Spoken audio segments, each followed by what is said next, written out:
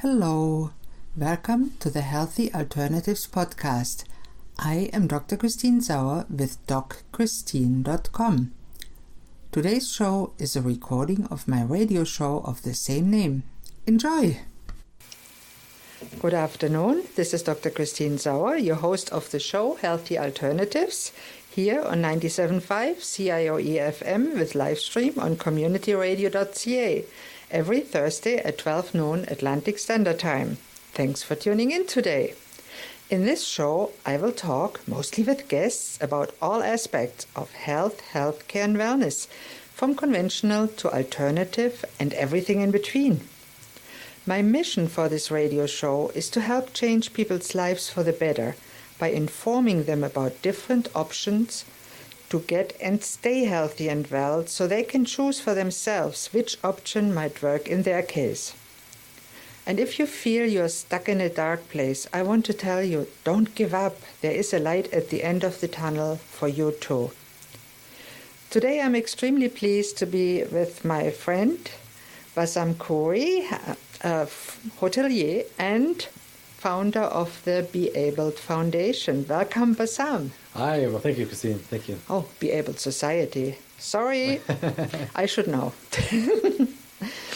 Tell me a little bit about your story, and I know it's an amazing story, and I know the listeners would be so keen about hear how you grew up, where you come from, what happened the day that changed your life.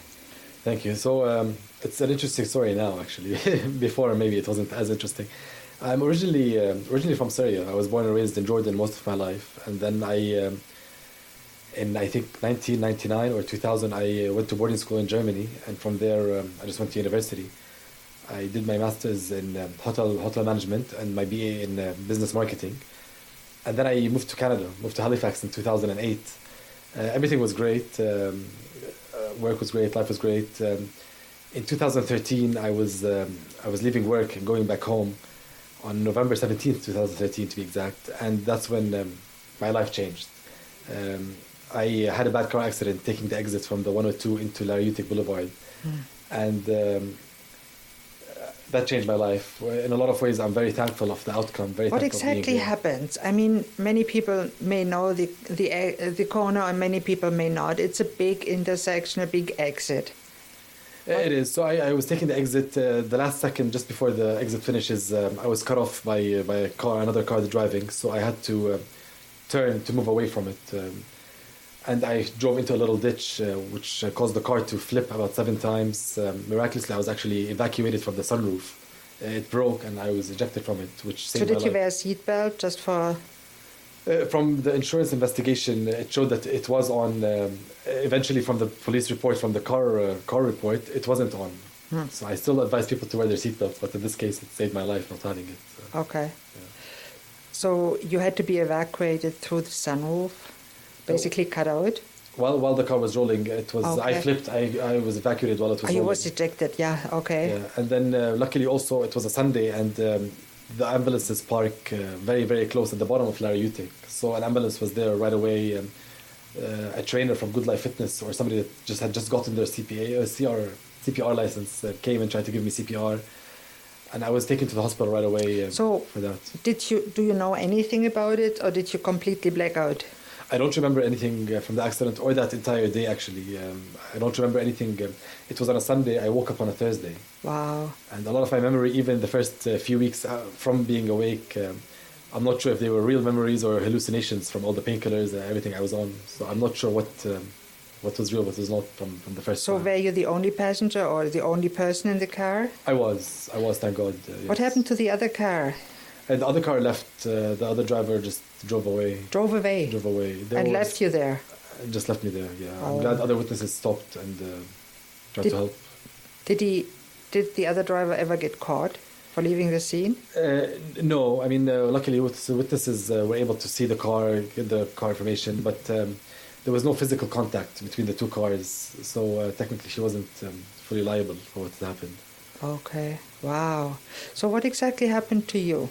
So I had physical damages from my bones and exterior. I had a lot of internal complications also. I broke my neck, my back muscles, my spinal cord, my hips, my pelvis, my chest, my shoulders. and fractured my forearms. Question: What didn't you break? My toes. I didn't break my toes. Wow. Yeah, I broke a lot, and at first it was challenging for the doctors to operate because I had a lot of internal bleeding, a lot of complications. So once they were able to get that under control, they were able to. So what happened? The broken bones, like the ribs, pierced the lungs and probably the internal organs too? Mainly that happened when my pelvis broke. Yeah. It penetrated some of the organs and caused a lot of damage. So even though my upper body was what got most of the damage, my legs were the most ones that received the outcome. I wasn't able to use my legs for a long time. Nobody ever thought I would. And now I still have some nerve challenges with my legs, with my feet. So you broke your neck, your back in several places? Yeah. Wow. So what do you remember when you woke up? You woke up Thursday, you must have been in excruciating pain. I woke up very scared. I remember the nurses tried to calm me down, and I wasn't sure why they were doing that, why I was in the hospital. When I heard I was in a car accident, I was ejected from the window, a lot of things actually went through my mind. Was anybody with me? Who was with me? Were any of my dogs with me? What's happening to them? And then I wasn't sure what day it was. When things were explained to me a little bit, I was still not fully aware. I was under a lot of medication, and I hallucinated a lot of things which I thought actually happened. Years down the road, I met the same doctors, same nurses, and they told me that none of this actually happened. So I'm not too aware, to be honest, of the first week. I know it was a very scary week, just not knowing if I would survive the accident or not. Was your family close? My family was close. My parents were in town. They were getting ready to leave, go back to Jordan. And that also changed their life in a lot of ways. They decided to move here, to stay here permanently. And they were by my side every single day and night at the hospital for 6 months. Wow, you were 6 months in a hospital? Between the QE2 and the rehab center, yes. Wow, yes. How long were you in the intensive care? Intensive care, I was there for the first, I'd say maybe 3 weeks. After going back up, I was always moved from intermediate care to intensive care. On a daily basis for the first 2 months, I would be rushed down to the operating room. My heart rate would suddenly go up to 240, 245. I had a clot in my leg that went up to my lungs, and that also caused some other issues. So from November until January 1st, I'd say it was a lot of operations dealing with internal issues. And you told me before, sometime you really weren't supposed to survive at all. I wasn't supposed to survive it. Once I knew that all the internal issues, or the most dangerous part was taken care of, let's say, I still had to face the challenge of not using my legs again. Yeah. So they told you would never walk? They told me I would never walk, never use my legs. And for those that can see you, whether it's a radio show or podcast, what's about your age, and are you walking? You're obviously alive. I'm walking fine now. Well, not fine, but I'm walking. I can walk. To me, it's a good distance, but I'd say close to 800 meters, then my hips start getting tired. I start finding challenges in my day. And you're still a young man. That's important to know. That probably helped your survival, that you were in good shape before. That helped a lot. I was very active before that. I was very healthy, both eating-wise and fitness-wise. So that really helped a lot, I believe. So tell us a little bit more about your experience in the hospital. My experience in the hospital is great. People still, till this day, when I go back and visit my nurses on 7.3 at the QE2 hospital, they get shocked of how happy I am to be there sometimes. Because as bad as everything was, I'm very lucky that it happened here. Very lucky that it happened in Halifax in Canada. The treatment was unbelievable. The treatment that the nurses gave me was spectacular, like no other really. And they made the worst day into a day full of laughter. So now when I go back and I see it, it's not a scary memory. It's a great memory to be around them and be with them. Yeah. And I think we should there's a lot of complaints about the healthcare system, but you're a classical case of how it can work, and an ideal case really in the healthcare system. Somebody that has an accident and that can be saved with conventional medicine, and that's the right treatment at the right time, saved your life and saved your more or less health. That's true. And we can't be grateful enough for those first responders that were there and saved your life, because everybody that knows you now know what an amazing person you are. Thank you. And I know your father was at your side, was very inspirational. Yeah, my mother too. Your mother too. And that is a big, big issue. That is. And I think it's important to acknowledge all those people that helped you at a time that you really needed. Of course. And it is a wonderful, wonderful story. And we'll hear a little bit more on how it goes on in the second half of the show. Sure, yeah. But as I said, it's a real privilege to know you, and you're a wonderful person. Thank you. That's very nice to hear. Thank you as well. No, and this brings us to the end of the first half of today's broadcast here on 97.5 CIOE FM Community Radio. Please tune in after the commercial break for more with Bassam Khoury. Thank you.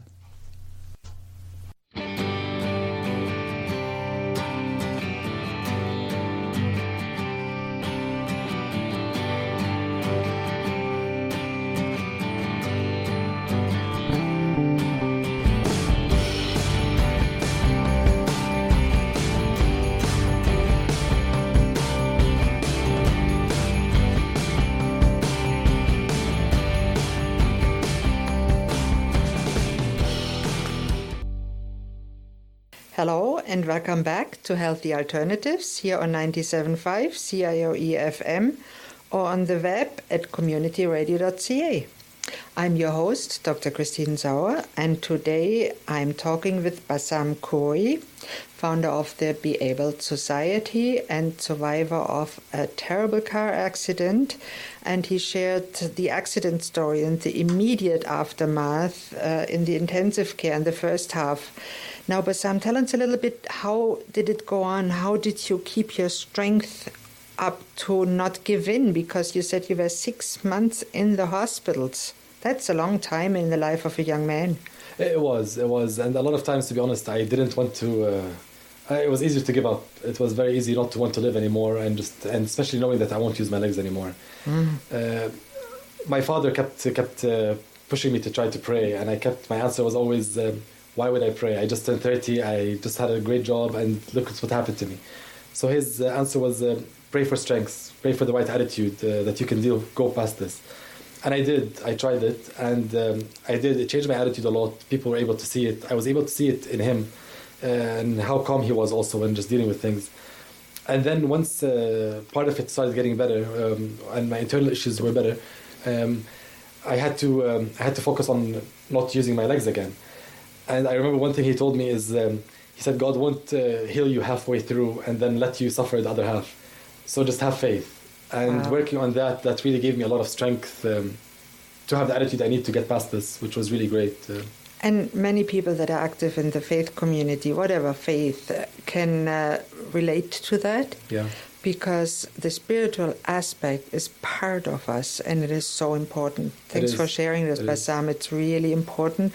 And that your parents have been a source of strength for you is wonderful. A lot. Not everybody has that, and I'm glad they did. And I'm glad they motivated you, because you might not be here today. They did a lot, especially my mom's cooking. I didn't try the hospital food one time. Really? I was very You're spoiled. lucky. Yeah. It's not that bad, but it's not that good either. Yeah. For a salt addict, I think it'll be pretty bad. Yeah. No, definitely. And you definitely needed special nutrition in your recovery phase. Yeah. Now, how did it go on? And because in the beginning you were told you would never walk again. How did that happen that it changed? I was very stubborn. They kept telling me at the hospital I would have to stay at the wheelchair for at least 45 minutes, and then I would be able to be transferred to the rehab center. So that became my goal, is to move from the QE2 to the rehab center. Once I moved there, from the first day I started with my physiotherapist. How long did it take you to move to the rehab center?